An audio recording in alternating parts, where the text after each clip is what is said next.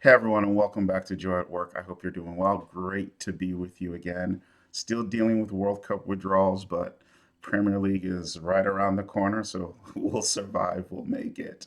Wearing a new Arsenal jersey today. It's that time of the year, just gearing up for the season, and I believe we can go back to back. Thank you for making out some time with me to reflect on Joy at Work. And today I want to talk about a situation I experienced this week where I caught myself in the act. And I think this is really important because I've been talking about paying attention to how work shapes and forms us and how it acts on us without maybe even noticing all the time. And I've talked about the need to notice. So I found myself this week jumping from task to task, getting interrupted, starting something, not finishing it, remembering that there was something outstanding I wanted to do, going to it, recalling that maybe I had asked Claude to do something for me, so then going to check on it, telling it then to do something else, and then going back to one of the 15 things I had been doing before. And this all was happening or happened in a 30-minute span. And I caught myself saying, wow, you've started so many things and you haven't brought anything to conclusion. You haven't completed anything.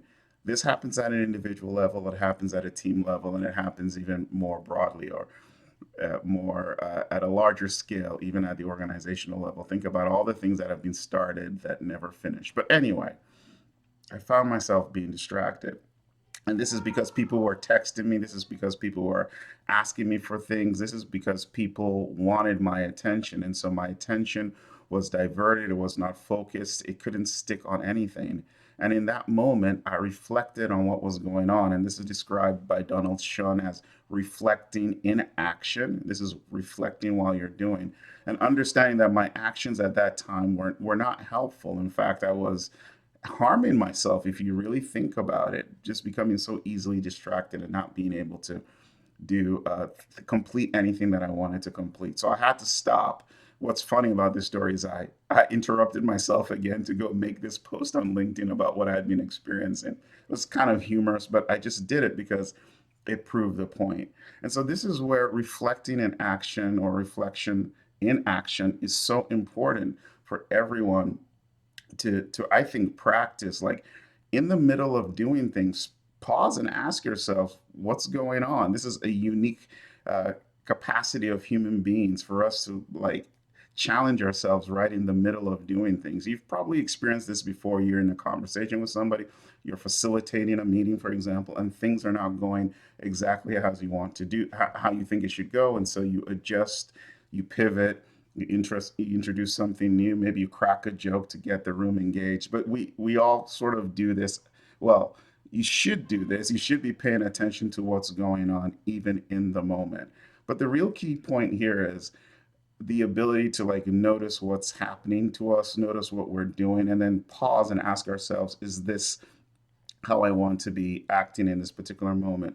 I've said here a couple of times that our work environments make everything urgent, and they create a situation where it's very hard for us to like remain focused. It's very hard for us to keep our attention fixed on certain things. And so we have to work, we have to go into these environments, but we also have to find the ways to protect ourselves from these pulls, from these draws that are happening.